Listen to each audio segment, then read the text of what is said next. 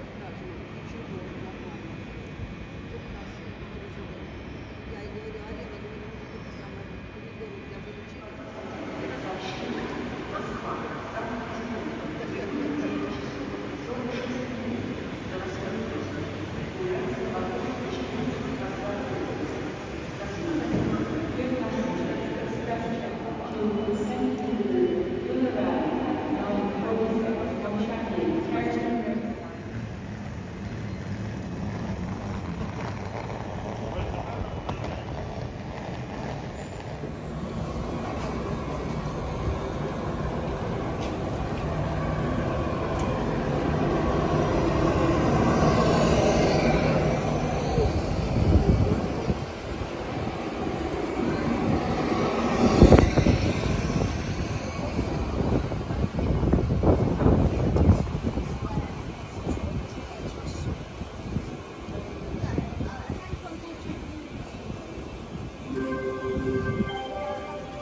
Уважаемые встречающие, скорый поезд номер 122, 121, сообщение.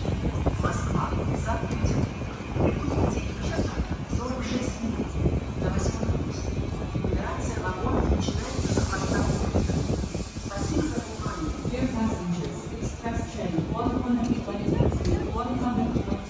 from Moscow to St. Petersburg will arrive at 9:46 on track 8. Carriage number and starts at the rear of the train. Thank you for your attention.